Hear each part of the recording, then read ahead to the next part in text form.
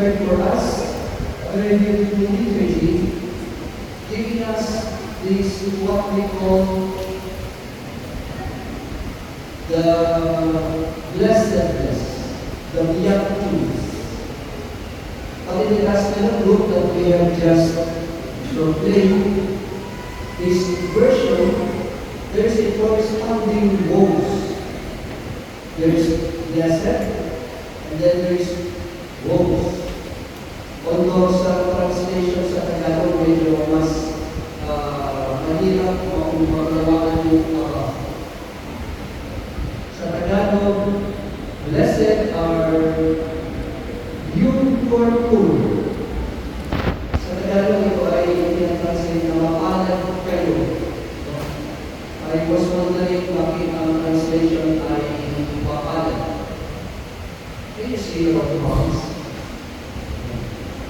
Do you have your palms? May palad pa kayo? Can you imagine if you don't have? I think doon pa lang, kaya natin sabihin na, wow, the Lord is telling us sa Tagalog, mapalad kayo na may hirap. Mapalad kayo mga mukha sapagkat kayo ay pagkakamitan ng Diyos. Blessed are you who are poor. Now, in this Gospel of St. Luke, it is actually referring to the poor in literal sense. Ibig sabihin, poor sa mga material na bagay. Sa Gospel kasi ni St. Matthew, ang description is, blessed are you who are poor in spirit. But St. Luke now is telling his disciples, mapalad kayo ay mga mukha. In our marriage, in our own experience around us, this is not foreign to us. I would say, we don't understand very well what is the meaning of being poor. Mas naiintindihan natin kung ano talaga yung ibig sabihin ng mahirap, dukha. Siguro meron lang po kayong kakilala o alam na nangyayari na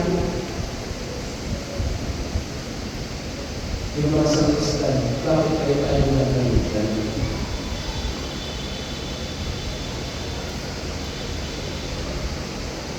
Pag sinabing mahirap, di ba, kakain ka ng tanghalian, hindi mo alam kung kakain ka mamayang gabi. Sabi nga yung iba ay isang kami, isang tuka. But for many people, tatlong kami, kalahating tuka. These are the food. Marami po ako experience na napasok sa mga looban dito sa mga streets dito po sa paligid ng simbahan. And I really saw what is the meaning of being dukha. Yung walang dignidad ang tahanan. May napasukan po ako na isang may sakit. Matanda na po siya babae dito po sa area dito yung may nasutugan. Hindi ko po alam kung nandiyan pa siya. Ang manus-unus ang kanyang kalagayan. May sakit na siya. Nakatero siya sa isang maliit lang na space. Wala siyang siya. Ito lang ba yung larawan ng mga. And then, the Lord Jesus Christ is telling us, paano kayo pagano ka? How is that? Is Jesus Christ only talking to really poor people? Paano naman ang mga hindi dukha o yung mga nakakaanak sa buhay? Para di ba sa kanila itong gospel na ito? Balikan po natin ang sa tungkol yan. We can go to the first reading. What Jeremiah wrote in this first reading regarding whom to trust.